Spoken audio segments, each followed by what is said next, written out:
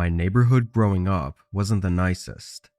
Everyone who lived there was there because they couldn't afford anywhere else, not because they wanted to live there. A lot of the houses were extremely small and old, and even the businesses in the town had trouble staying open for more than a year or two. When I was young, it was pretty common for us to go to these houses and businesses that had been abandoned and just mess around in them. The police had to have known this was going on, since every kid in town was doing it, but they didn't do anything about it. Anyway, when I was really young, my elementary school shut down, and the building was never repurposed. So when I was older and exploring these rundown places, I was intrigued to see what the school looked like now. On a Saturday night, my buddy Ryan and I went to the school. We didn't have cars, so we had to walk about 4 miles from his house to get there. This building, even before it was abandoned, I always found a little bit creepy. It was on the edge of town, buried in the woods with a chain link fence around it. It just really did not seem like a place for an elementary school. We climbed over and went to the side of the building to see if there was a window to get in from. Lucky for us, almost every window had already been smashed open. I jumped in first, followed by Ryan. The first thing we did was just stand there and listen to hear if anyone else was inside. There was this very loud, hollow creaking noise the building was making, but it sounded like we were alone. We walked down the hallway, peeking into some of the rooms. It was a very strange feeling to be back at the school after so many years and see it in such horrible condition. We passed maybe 3 rooms, walking slowly and quietly, before a sudden thud echoed throughout the entire building. We stopped and looked at each other, but no more sounds came. Ryan said it was probably just a building settling in on its own weight, and we continued down the hallway. A lot of the rooms were either empty or just had a bunch of chairs lined up in them, but nothing really interesting. That was until we got to the next hallway, deeper into the school. This hallway had chairs scattered throughout, blocking the way through. We had to push them aside just to get to the rooms. The first room was locked, so we went down to the second room on the left side and looked in, seeing what looked like clothes hanging from the ceiling. I walked in and looked at it, unsure why or how those got there. After a moment, I wondered why Ryan hadn't said anything and if he was seeing what I saw. I turned around, and as my head moved across the room, I caught a glimpse of a figure in the far back. I shot my eyes to the far wall, seeing a disheveled man staring at us as he stood with something in his hand. To make it all worse, he had almost no clothing on. I quickly glanced at Ryan, who had his eyes fixed on the man as well, before he grabbed my arm and pulled me back into the hallway. Immediately, we heard something metal being thrown across the room toward the door we were at, followed by a horrific scream. We sprinted down the hallway and out the first open window we saw, then ran as far away as we could before losing our breath. On the rest of the walk home, we put the pieces together and realized the man was likely holding a knife, which was probably what he tried throwing at us. Considering his unstable state, it's likely the man was really dangerous, and had we stayed any longer or not noticed him, we might have not made it out.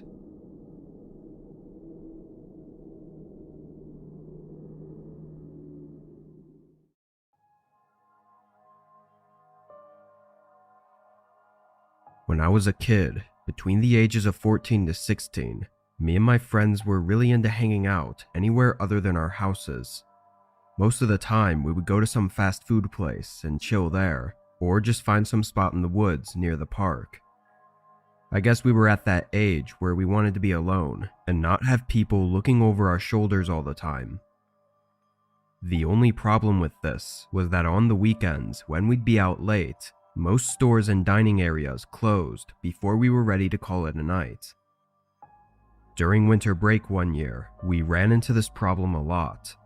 We'd go to the parks to hang out, only to find that even in the late hours of the night, there would be multiple other groups that had the same idea.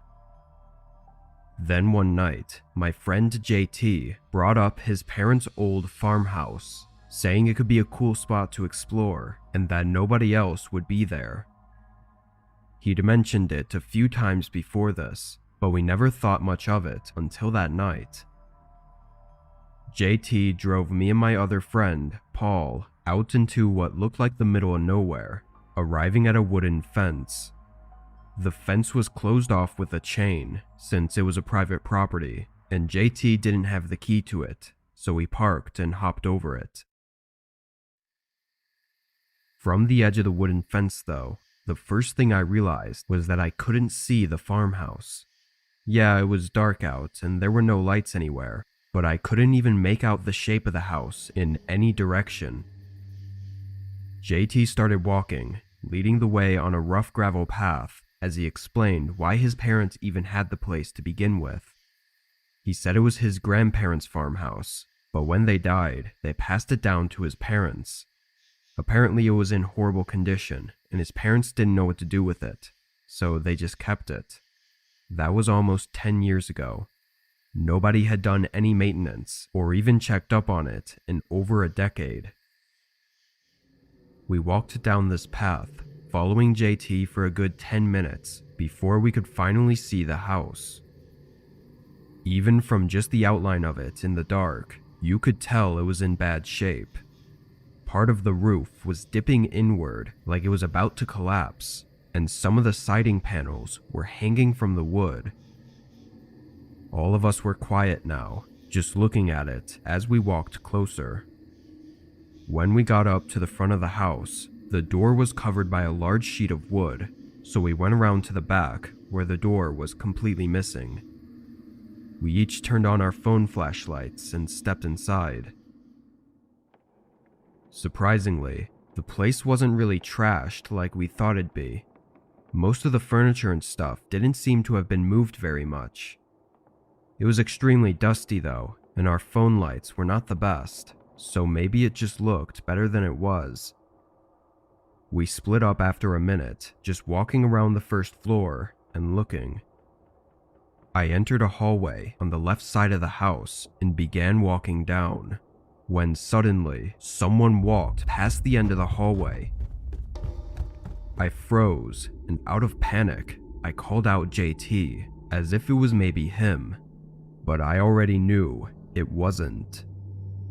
The man I saw, although it was dark, was much taller and thinner than either of my friends.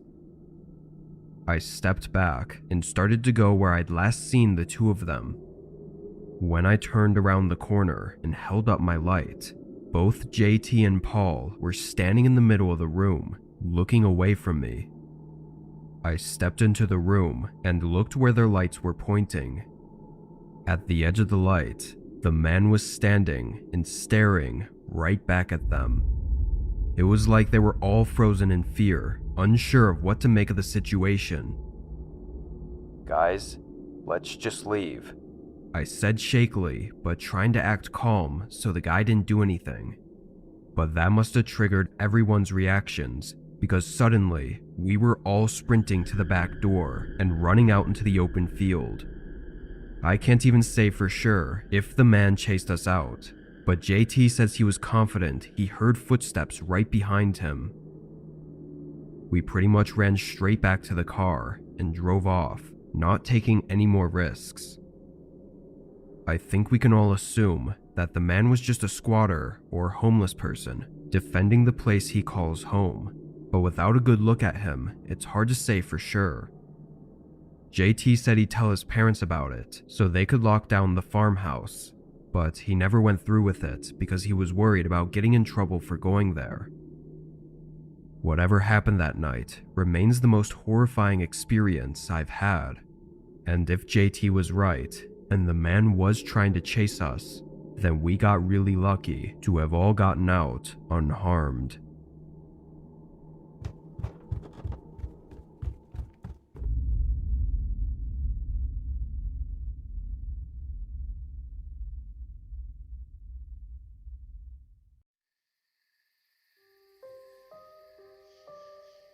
This was only a year ago. At the time, it had been a while since my last camping trip, and for a few months leading up to this, I was just really wanting to get out and camp like I always used to do. I finally had gotten some time off work and planned out a trip right away. There were some mountains not far, about a 2 hours drive from me, and there were plenty of trails on it. I scrolled through the pictures, but eventually just decided to choose once I got there.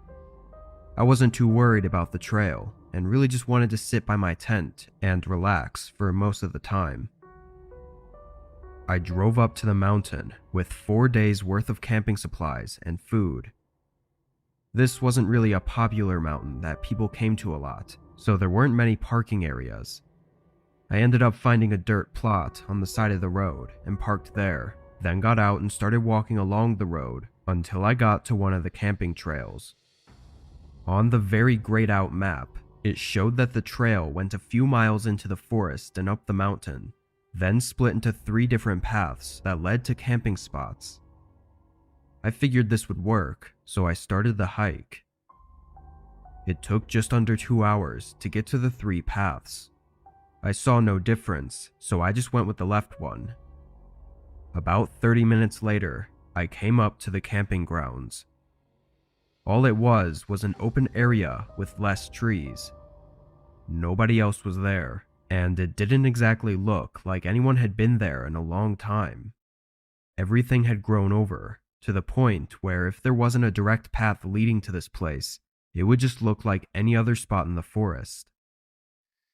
I tossed my bags down by one of the trees and built up my tent, then sat on a log and ate my lunch.